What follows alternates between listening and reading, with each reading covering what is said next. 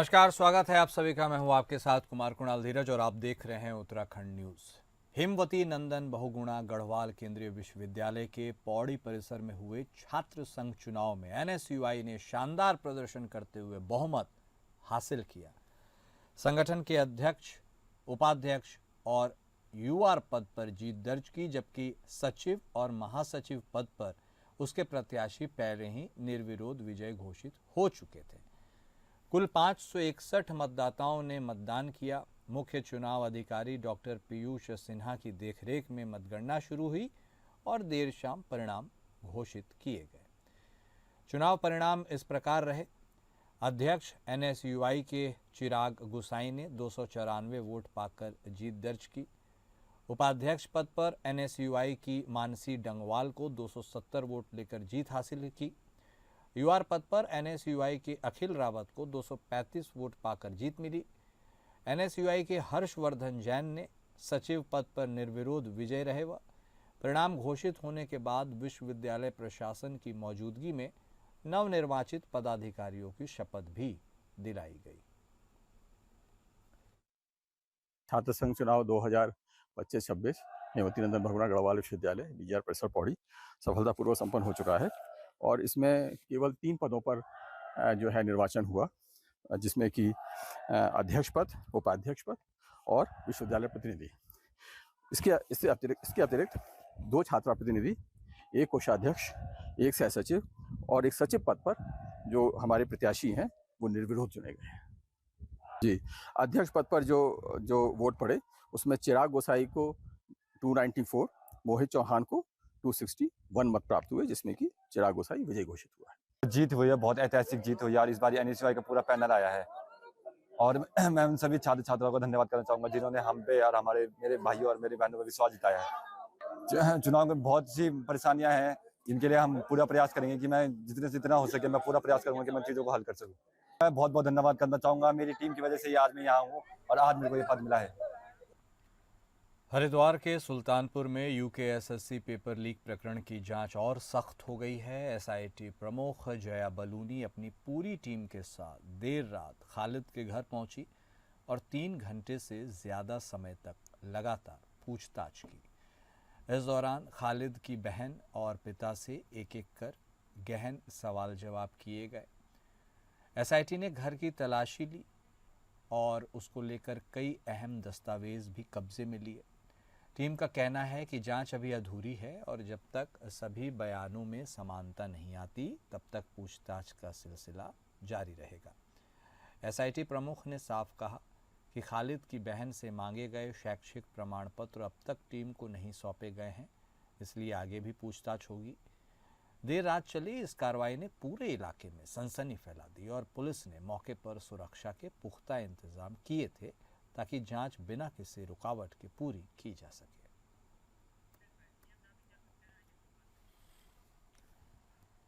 मुख्यमंत्री से मिले आश्वासन के बाद भी युवाओं का आंदोलन लगातार जारी है। पेपर लीक मामले में सीबीआई जांच की मांग कर रहे युवाओं को लेकर केदारनाथ विधायक आशा नौटियाल ने बड़ा बयान दिया है। विधायक का कहना है कि कुछ लोग राजनीतिक एजेंडा सेट करने के लिए युवाओं का सहारा ले रहे हैं, जो कि परेड मैदान में चल रहे आंदोलन में भी साफ नजर आ रहा है। देखिए, लगातार यहाँ पर विभिन्न परीक्षाएं होती रही हैं और निश्चित तौर पर इस बार जो हमारे स्वास्थ्य विभाग में हमारी कई सालों से जो बहनें स्टाफ नर्स के रूप में काम करना चाहती थी, ट्रेनिंग की थी, अभी इतनी सारी बहनें हमारी उसमें लगी हैं। हमारे कुछ शिक्षा विभाग में भी लगे हैं। हमारे आज हम उत्तराखंड में देखते हैं तो मेरे ही ज़िले में 10-11 बच्चे पीसीएस में निकले हैं, जो विभिन्न स्थानों पर आज खंड विकास अधिकारी के दायित्व पे हैं, आज नगर अधिकारी के दायित्व पे हैं, आज विभागों में देखिए तो विभिन्न विभागों को लीड कर रहे हैं ज़िले में हमारे बच्चे। तो कहीं ना कहीं ये भारतीय जनता पार्टी की सरकार में ही हुआ है। उन बच्चों ने मेहनत की और कहीं ना कहीं वो अपनी परीक्षा में पास होके हमारे उत्तराखंड की सेवा कर रहे हैं। वहीं उत्तराखंड में 2025 के मॉनसून सीजन में भीषण आपदा से यह काफ़ी प्रभावित हुआ है। फिलहाल मौसम साफ हो गया है और पर्यटन यानी चार धाम समेत उत्तराखंड के विभिन्न पर्यटक स्थलों पर लोग यात्रा कर रहे हैं। लेकिन यात्रा को सुगम बनाने के लिए सरकार और प्रशासन हर संभव प्रयास कर रहा है। उत्तराखंड में रेस्टोरेशन का कार्य तेजी से चल रहा है। आपदा सचिव विनोद सुमन ने बताया कि बीते दिनों 50 से अधिक सड़कों को खोला गया है। पोस्ट डिजास्टर लीड मैनेजमेंट की टीम स्थिति का जायजा लेने हर आपदा क्षेत्र का दौरा कर रही है। विभागों को नुकसान का संशोधित उसे देखने के लिए निर्देश दिए हैं ताकि चीज़ों को दुरुस्त किया जा सके। उन्हें उम्मीद है जल्द केंद्र सरकार उनको अत्यधिक सहायता प्रदान करेगी। आपको बता दें, प्रधानमंत्री नरेंद्र मोदी ने उत्तराखंड की आपदा के लिए तत्काल आपदा राहत के लिए 1200 करोड़ रुपए की आर्थिक मदद की है। जो हमारे रेस्टोरेशन के काम हैं वो चल रहे हैं।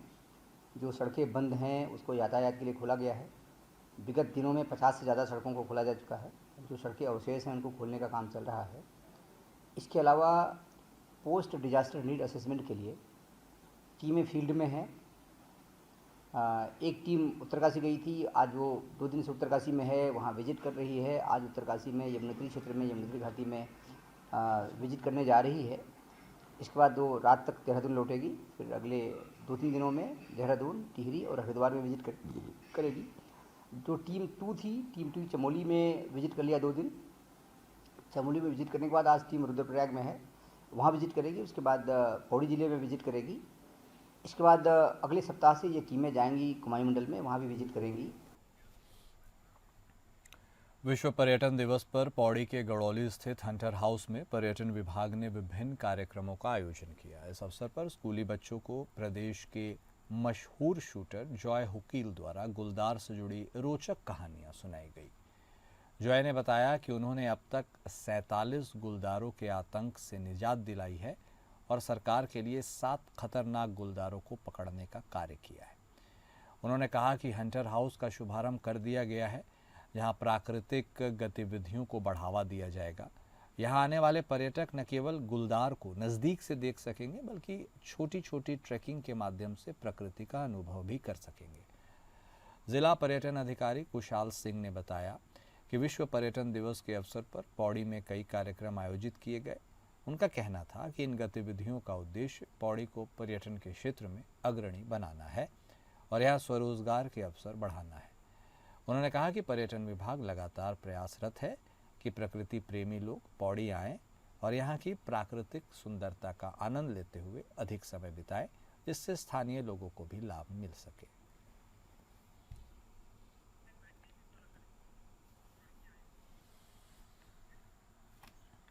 वहीं रुड़की की लक्सर शुगर मिल के मैदान में हिंद मजदूर किसान समिति के द्वारा एक बड़ी महासभा का आयोजन किया गया है। इस महासभा में हिंद मजदूर किसान समिति के राष्ट्रीय अध्यक्ष चंद्रमोहन के द्वारा मजदूरों और किसानों को फसल से पहले नस्ल बचाने का संदेश दिया गया है। महासभा में पहुंचे हजारों लोगों को संबोधित करते हुए चंद्रमोहन ने कहा कि फसल खराब हुई तो अगले साल फिर सही हो जाएगी, लेकिन नस्ल खराब हुई तो सही नहीं हो पाएगी। बता दें कि युवाओं में लगातार नशे का प्रभाव बढ़ता जा रहा है। जब नस्ल नहीं बचेगी तो फसल का कोई महत्व नहीं। फसल का तब महत्व है जब नस्ल बचेगी। हमारी नस्ल को नशे में डुबाने की साजिश है और जाति का जहर उनके अंदर भरने की, जिससे हमारी नस्ल बर्बाद हो। जब नस्ल ही बर्बाद हो जाएगी तो फसल कहाँ रहेगी।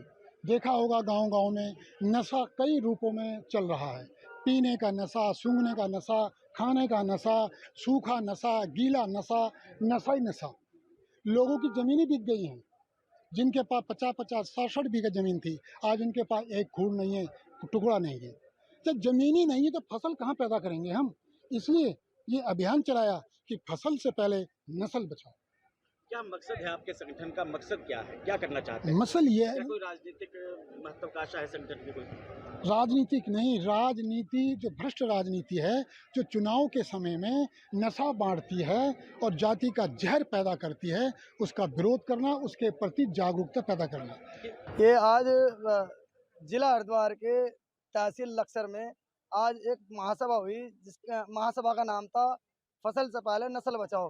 क्योंकि देखो अगर किसान की फसल खराब हो जा, उम्मीद रहेगी अगले साल सही हो सकती है, लेकिन अगर किसान की नस्लें बेकार हो जा वो सही नहीं हो सकती जी। कि जो हर कोई व्यक्ति फसल के बारे में बात कर रहा है, लेकिन जो मैन है नस्ल उसके विषय में कोई बात नहीं कर रहा। देहरादून शहर और आसपास अवैध प्लॉटिंग और अनधिकृत निर्माण करने वालों के खिलाफ मसूरी देहरादून विकास प्राधिकरण का शिकंजा लगातार कसता जा रहा है। प्राधिकरण की संयुक्त टीम ने कई क्षेत्रों में कार्रवाई करते हुए लगभग 78 बीघा अवैध प्लॉटिंग को ध्वस्त कर दिया है और कई व्यावसायिक निर्माणों को सील भी किया है। एमडीडीए उपाध्यक्ष बंशीधर तिवारी ने कहा है कि अवैध तरीके से इन्हें फैलने नहीं दिया जाएगा। नियम विरुद्ध निर्माण और प्लॉटिंग करने वालों पर सख्त कार्रवाई जारी रहेगी।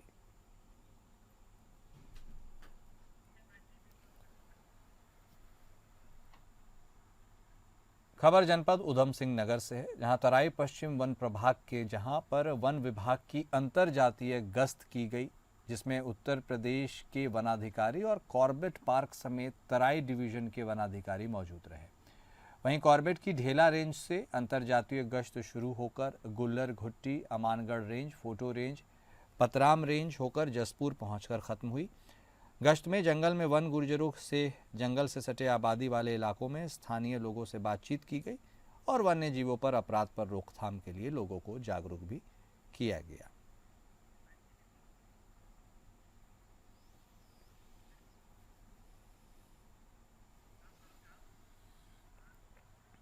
रुड़की की मंगलौर कोतवाली पुलिस ने घरेलू गैस के बड़े कैप्सूल से अवैध तरीके से गैस रिफिलिंग होने की सूचना पर लिबरहेड़ी गांव के पास छापा मारा है, जहां से पुलिस ने घरेलू गैस का एक बड़ा कैप्सूल, एक पिकअप वाहन और 23 गैस सिलेंडर बरामद किए हैं। यहां पर लोगों की जान को खतरे में डालकर अवैध तरीके से घरेलू गैस के बड़े कैप्सूल से गैस सिलेंडर में रिफिलिंग की जा रही थी। पुलिस को सूचना मिली थी कि गाँव के पास घरेलू गैस के एक बड़े कैप्सूल से रिफिलिंग हो रही है। अवैध रिफिलिंग के कारण यहां पर कभी भी बड़ा हादसा हो सकता है। कहीं बड़े टैंकर से गैस की अवैध रिफिलिंग हो रही है, तो हमारी न्यायिक ऑफिसर ने मॉर्निंग आवर में वहाँ रिस्पॉन्स किया और वास्तव में घटनाक्रम हुआ था। तो जिला पूर्ति अधिकारी या उनके डिपार्टमेंट से बुला करके लोगों को उसमें आगे लीगल कार्रवाई की गई। 23-24 सिलेंडर फर्जी पकड़े गए, तो उसमें आगे मुकदमा दर्ज किया जाएगा। सर कितना गंभीर मानते हैं इस तरह से? गंभीर गलत है। अगर कोई इस टाइप से, क्योंकि ये आम जन की जेब में चोट पड़ रही है और गलत है, इसके खिलाफ इसमें सख्त कार्रवाई होनी चाहिए और हम इसमें करेंगे। देहरादून में दो पक्षों के झगड़े में एक युवक की हत्या कर दी गई। बताया जा रहा है कि दोनों युवकों के बीच किसी बात को लेकर विवाद हुआ था। युवक के घर पहुंचकर आरोपियों ने बाहर बुलाकर युवक पर चाकुओं से हमला कर दिया, जिससे वह बुरी तरह घायल हो गया। उसे तुरंत अस्पताल लेकर पहुंचा गया, लेकिन डॉक्टर्स ने उसे मृत घोषित कर दिया। इस घटना के बाद स्थानीय लोगों ने हत्यारों को गिरफ्तार करने और उन पर सख्त कार्रवाई करने की मांग को लेकर जमकर नारेबाजी की और धरना प्रदर्शन किया।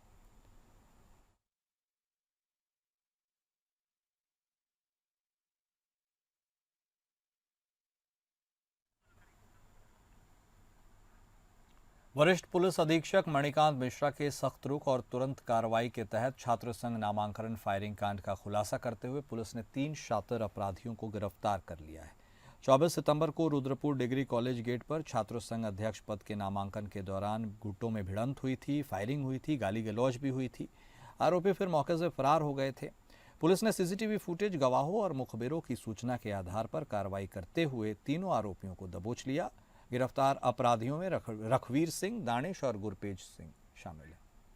रुद्रपुर डिग्री कॉलेज गेट पर छात्रसंघ चुनाव में नामांकन के दौरान 2 पक्षों के बीच विवाद हुआ, जिसमें मारपीट और फायरिंग की घटना सामने आई।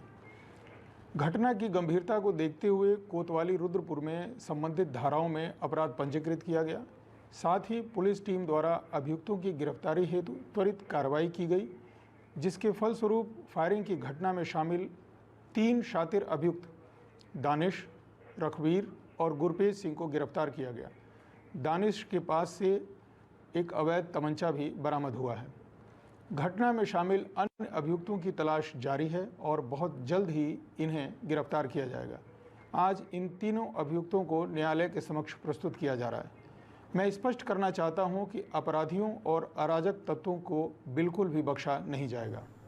वहीं उत्तराखंड में पेपर लीक कांड में धामी सरकार का बुलडोजर एक्शन जारी है। सुल्तानपुर में मुख्य आरोपी खालिद मलिक के नज़दीकी रिश्तेदारों के घर पर प्रशासन की तरफ से बड़ी कार्रवाई हुई। मौके पर पुलिस और राजस्व विभाग की टीम ने अवैध दुकान को गिराकर साफ संदेश दे दिया कि नकल माफियाओं को किसी भी कीमत पर बख्शा नहीं जाएगा।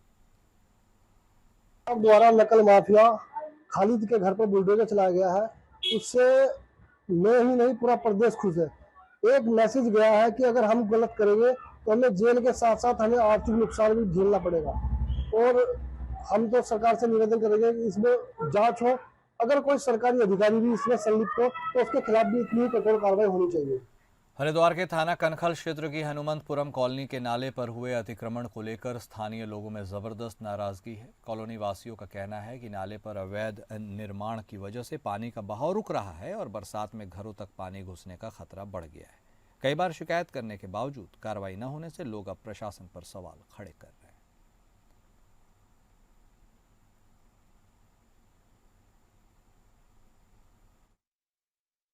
मेरा नाम वर्षा चौहान।